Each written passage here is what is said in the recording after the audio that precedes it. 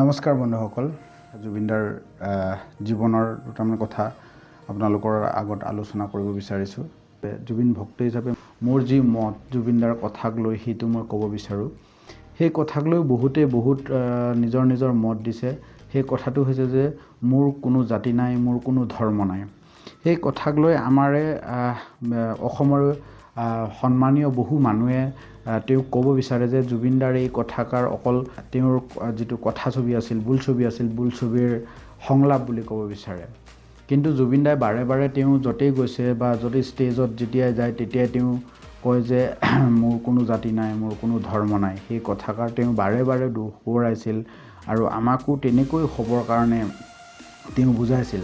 তাৰমানে তেওঁ ক'ব বিচৰা নাই যে তেওঁৰ কোনো বিশ্বাস বা ৰীতি নীতি তেনেকুৱা নথকাৰ কথা কোৱা নাই, বা তেওঁৰ কোনো ঈশ্বৰ বিশ্বাসেই নোহোৱাৰ কথা তেওঁ কোৱা নাই, বা তেওঁৰ কোনো জাতি নথকাৰ কথা কোৱা নাই। তেওঁৰ সেই কথাৰ সাৰমৰ্মটো মোৰ মতে তেওঁ এনেকৈ ক'ব বিচাৰে যে তেওঁৰ জাতি এটাই, সেইটো হৈছে যে মানৱ জাতি।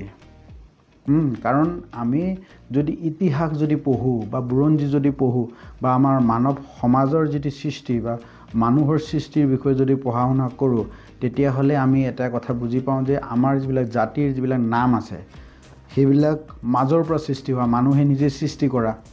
তাৰপিছত আমাৰ ভাষাবোৰ, যিমান পৃথিৱীত ভাষা আছে সেইবোৰতো আমি নিজেইতো সৃষ্টি কৰিছোঁ।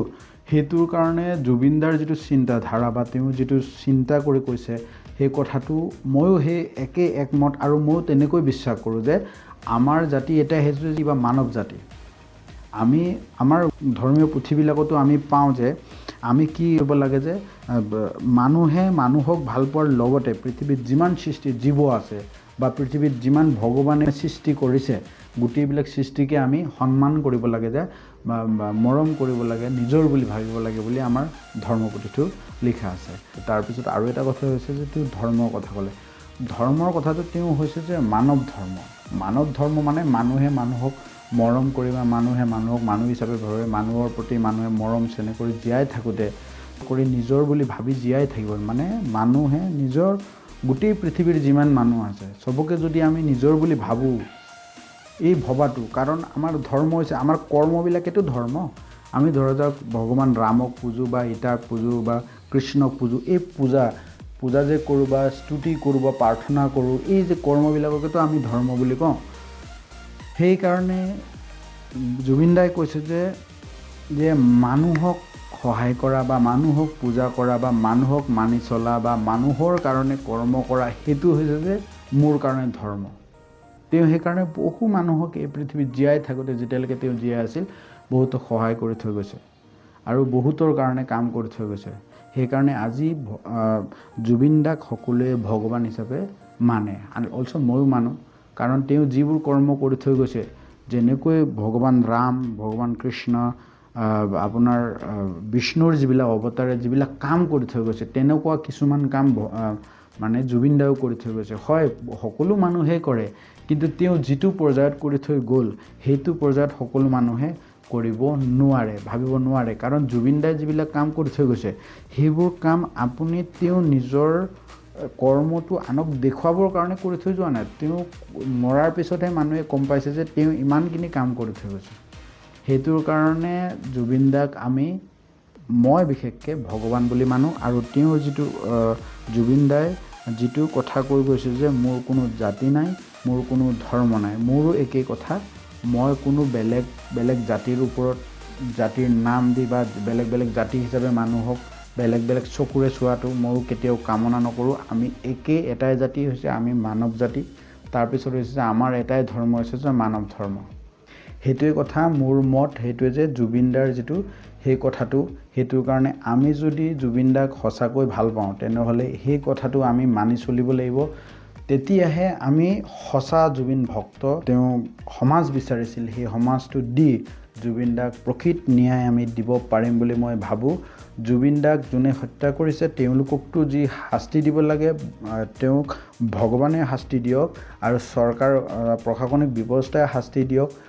সেই কথাটোতো আছেই, আমাৰ মনৰ পৰা প্ৰাৰ্থনা আছে নেদেখাজনৰ ওচৰত। কিন্তু আমি তাৰ লগতে এটা কাম কৰি যাব লাগিব, যে সেইটো হৈছে যে জুবিনদাই যিবোৰ কাম আমাক কৰিবলৈ কৈছিল আজি যিটো কথা মই আলোচনা কৰিলোঁ যে মোৰ কোনো জাতি নাই, আমি একে জাতি বুলি ভাবি আমাৰ মাজত আমি জীয়াই থাকিব লাগিব। তাৰপিছত হৈছে যে আমাৰ যিটো এটাই ধৰ্ম হ'ব লাগে সেইটো হৈছে যে মানৱ ধৰ্ম। তেতিয়া আমি সদায় শান্তিৰে থাকিব পাৰিম। সেই কথাকে জুবিন দাই কৈ গৈছে। মোৰ মতে জুবিন দাই যিটো কথা কৈ গৈছে, বহুতে নিজৰ স্বাৰ্থ সিদ্ধিৰ কাৰণে সেই কথাবোৰ বেলেগ ধৰণে প্ৰচাৰ কৰিব পাৰে। কিন্তু আমি জুবিন ভক্তসকলে কি কৰিব লাগিব, তেওঁৰ এই কৰ্মৰাজি, তেওঁ কোৱা কথাষাৰ আমি কি কৰিব লাগিব, আমাৰ জীৱনত আমি আমাৰ নিজৰ কৰ্ম হিচাপে আমি কৰি যাব লাগিব। তেতিয়া আমাৰ কি হ'ব, মই যদি কৰোঁ, এজন প্ৰকৃত জুবিন ভক্ত আৰম্ভ হ'ব বা সৃষ্টি হ'ব, তাৰ পৰা সমাজৰ পৰা এজন বেয়া মানুহ নাইকিয়া হ'ব। সেই কথাটো আমি জানো যে যদি এজন মানুহ নিজকে পৰিৱৰ্তন কৰি ভাল ৰাস্তাত গুচি যায়, তেতিয়াহ'লে পৃথিৱীত এজন ভাল মানুহৰ সৃষ্টি হয় আৰু এজন বেয়া মানুহৰ নাইকিয়া হৈ যায়। সেইটোৰ কাৰণে মই ক'ব বিচাৰোঁ, আমি অকল কৈ থাকিলে নহ'ব।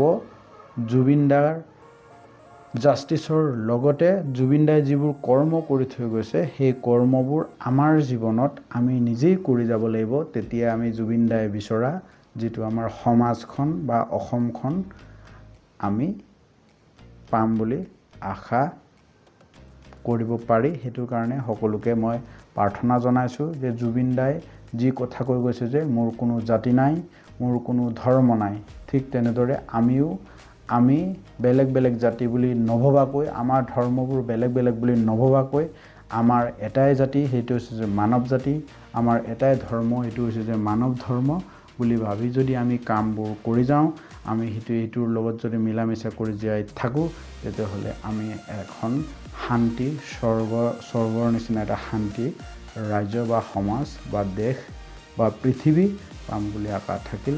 জুবিনদাৰ মতে আপোনালোকেও চলিবলৈ, তেওঁ কোৱা কথা মতে চলিবলৈ চেষ্টা কৰিব বুলি আশা থাকিল। আৰু ইয়াকে কৈ মোৰ আজিৰ যিটো জুবিনদাৰ বিষয়ে যি মোৰ মত আছিল, সেইটো আপোনালোকৰ ওচৰত প্ৰকাশ কৰিলোঁ। ভুল যদি হৈ যায় ক্ষমা কৰি দিব। যদি ভাল পায় আপোনালোকে এই ভিডিঅ'টো ইমানেই আপোনালোকে শ্বেয়াৰ কৰিব, যাতে যেন এই ভিডিঅ'টো চাই কোনোবা এজনে এই কথাটো, জুবিন দাই যিটো কথা কৈ গৈছে যে মোৰ কোনো জাতি নাই, মোৰ কোনো ধৰ্ম নাই, এই কথাটো তেওঁলোকেও নিজৰ জীৱনত ব্যৱহাৰ কৰিবলৈ আৰম্ভ কৰে আৰু নিজকে পৰিৱৰ্তন কৰিবলৈ আৰম্ভ কৰে আৰু জুবিন দেশৰ মানুহ হিচাপে নিজকে গঢ় লয় আৰু এখন জুবিন দাই বিচৰা এখন শান্তিৰ সমাজ বা শান্তিৰ ৰাজ্য আৰু শান্তিৰ দেশ বা শান্তিৰ পৃথিৱী গঢ়াত সহায় কৰে, তাৰে কামনা কৰি আজিলৈ ইমানতে সামৰণি মাৰিছোঁ। জয় জুবিন দা।